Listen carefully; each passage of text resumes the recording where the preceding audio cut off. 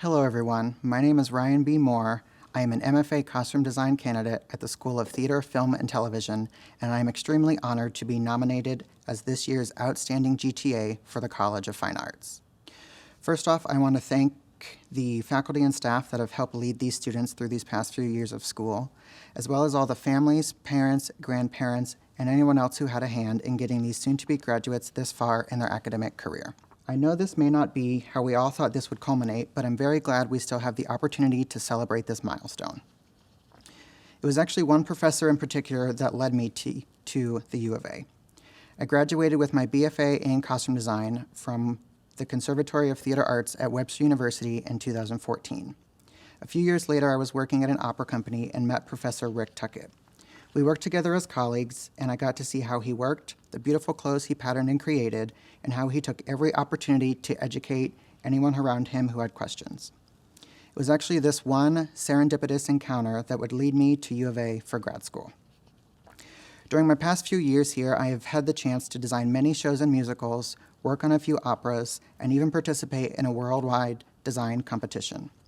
Myself, along with two other theatrical design students, were chosen to have our design work showcased at the Prague Quadrennial 2019.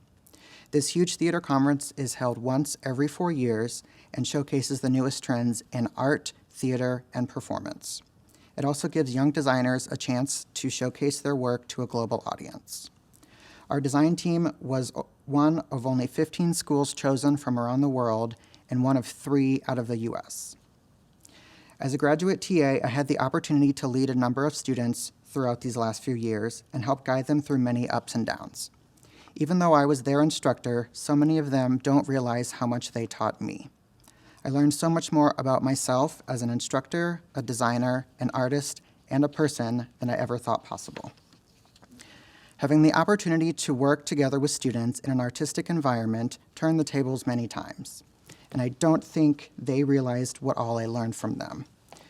Working with another set of eyes brought a completely different perspective, and many times this new perspective came with many questions. One thing I repeatedly told my students is don't be afraid to ask questions. While that may sound predictable and something that a lot of teachers say, I really made sure to drive that point home. Part of it was for them, but part of it was also secretly for me. Being a good teacher isn't just about knowing a lot. It's about knowing a lot and being able to convey it in a way that will be understood. The students' questions showed me what I could have explained better, and each question they asked forced me to have a better knowledge of the material itself. The Roman philosopher Seneca said it best, while we teach, we learn. As artists, we are taught to create, but also how to create within boundaries.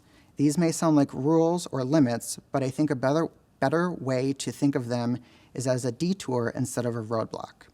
You're still going to get there, just now on a different route. We are often limited by budgets, space, time, and manpower, but we have never let that stop us. One failure does not make you a failure. Thomas Edison once said, "I have not failed, I've just found 10,000 ways that don't work." These failures, detours, and even roadblocks often lead to new discoveries and techniques. The wedding gown designer Vera Wang started designing wedding dresses at the age of 40 after failing to make the US figure skating team. When J.K. Rowling first wrote Harry Potter, it was turned down by 12 different publishers before actually getting published. The cleaning product 409 is named so because it took 409 tries to get the recipe correct. We as a society would not have seen any of these things if these creators just gave up after one failure or roadblock.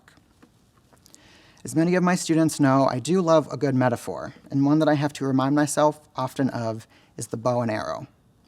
A single arrow itself doesn't have much power, but once it meets a bow, gets pulled back as far as it can go, and is released, only then can it reach its full potential.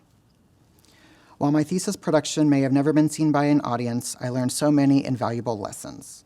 It taught me more on how to be an effective leader, how to teach without doing or taking over, as well as how to trust my own instincts. There were a few instances where I got to see some of my students passing on tips, tricks, and techniques I taught them to other students.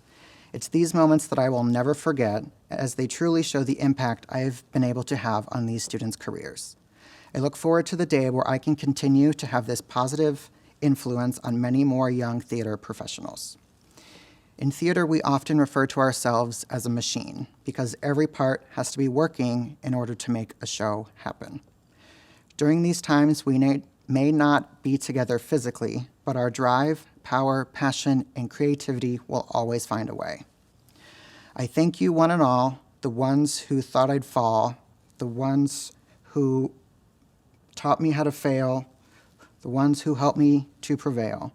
I'm standing here today because you helped me find my way. Thank you.